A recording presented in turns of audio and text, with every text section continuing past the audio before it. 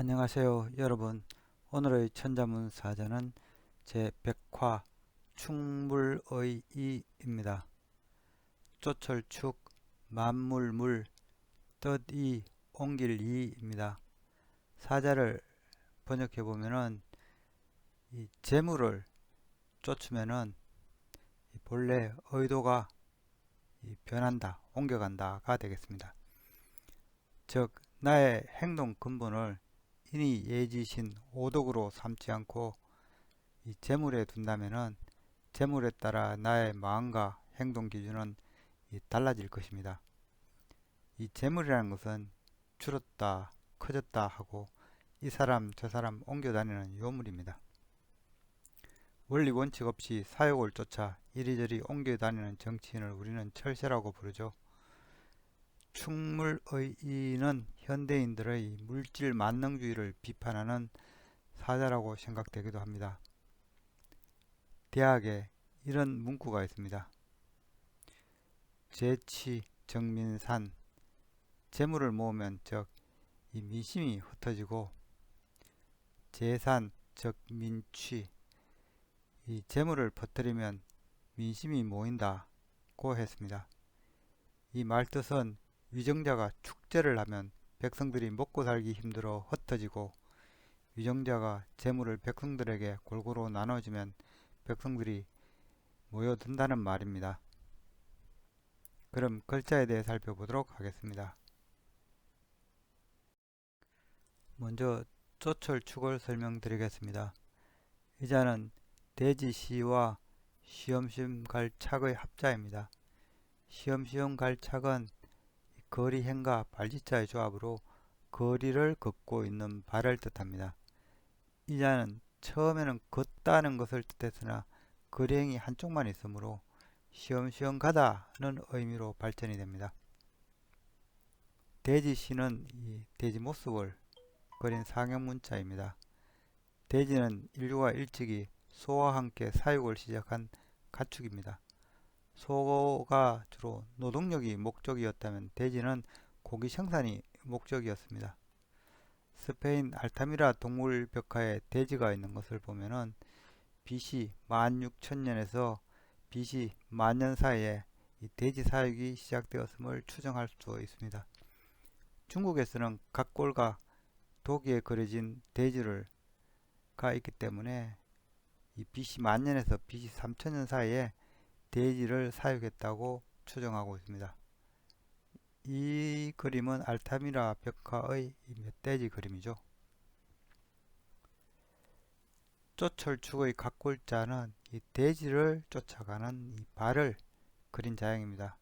자형은 건물로 오면서 이 발지자의 거리를 뜻하는 행자가 더해져 나중에는 시험시험 갈 착으로 변해 붙게 됩니다.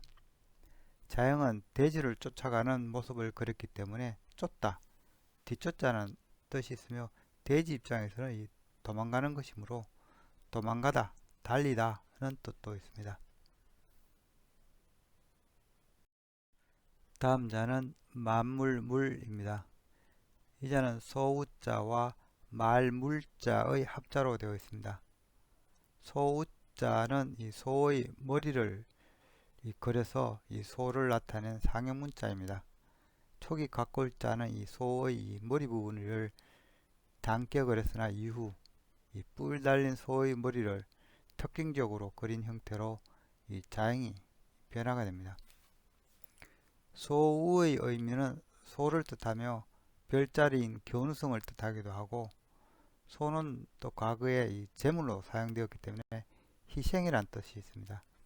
그리고 이 황소는 힘이 세고 고집이 세다는 인식이 있어서 고집스럽다, 순종하지 않다는 뜻도 있습니다.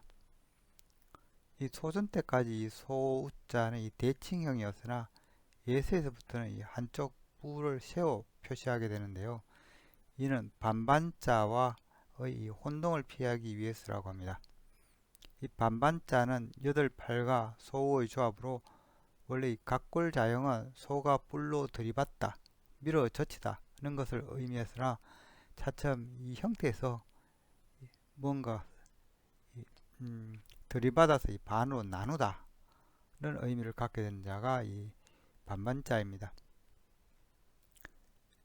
말물자는 칼로 뭔가를 베어내는 것을 묘사한 자입니다. 이 칼도자 주변에 점들이 있죠. 이건 피를 의미합니다. 그러다 보니 자형에는 이 도축 또는 살인의 의미가 붙게 되는데요. 이 자형은 살인을 금기시하는 부족의 규범에 따라 점차 이 피를 내서는 안 된다, 말아라, 아니다 등의 뜻을 가지는 회의자로 발전이 되었습니다.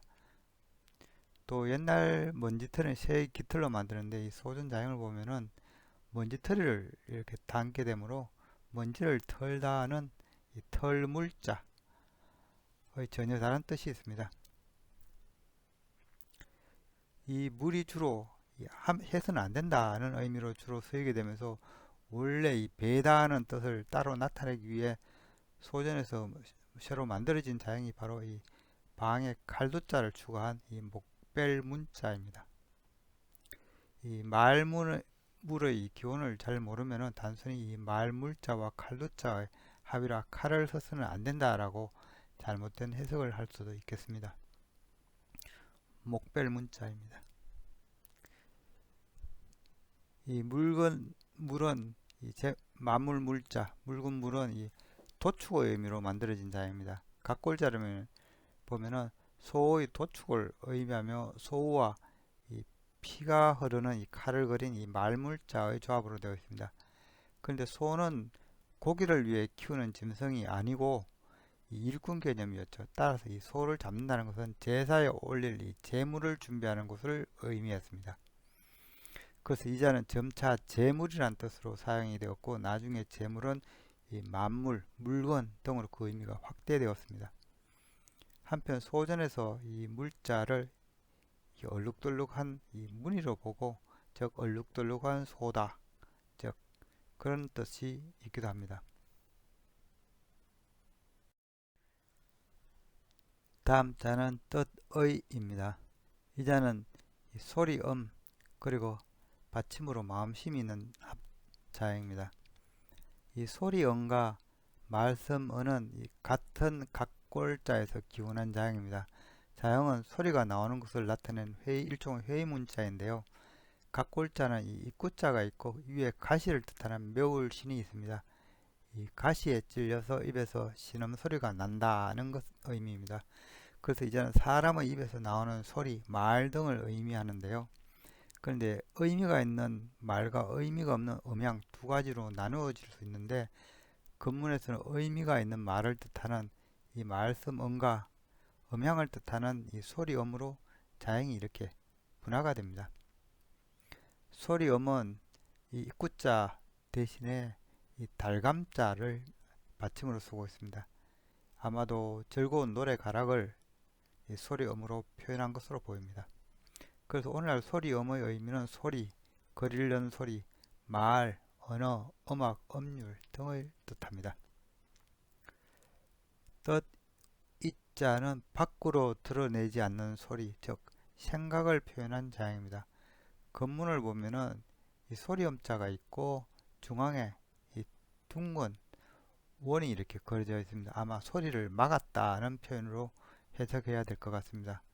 소리를 내지 않고 마음속으로 생각하는 것을 분명히 나타내고자 소전에서는 이 둥근 원 대신에 아래 마음심을 넣어서 마음의 소리라고 풀이하게 됩니다. 자형은 생각 혹은 마음에 새긴 기억, 드러내지 않는 욕망 등의 의미를 갖고 있습니다. 따라서 이 뜻 이자가 의미하는 바는 뜻, 생각, 마음, 사욕 등입니다. 그리고 속으로 기억하다는 의미일 경우에는 이 기억할 억자로 읽기도 합니다. 그런데 이 기억이라는 것은 마음에 가득 차 있는 것이라는 풀이에서 이 억이라고 하면은 이 가득 차다는 뜻도 생겨나게 됩니다. 그래서 이 가득할 억자가 되는데요. 이 가득할 억은 이 기억할 억자와 구분 짓기 위해서 이 소리 음자가 아닌 이 말씀 언어로 이 표기가 되고 있습니다. 소전까지만 해도 이 두 자형은 똑같았습니다. 나중에 이렇게 자형이 파생된 것입니다. 그리고 옛날에는 사용할 수 있는 가장 큰 수라고 하면 보통 만이었죠. 억 단위는 사용할 일이 없었죠. 그래서 사람의 생각에서나 마음속에서나 존재하는 매우 큰 숫자를 뜻하는 경우에는 이 사람 인변에 가득할 억자를 붙여서 이 억억자를 만들었습니다. 즉 억은 이 만의 이 만배를 뜻합니다. 많은 것이 또 더 많다는 뜻이죠.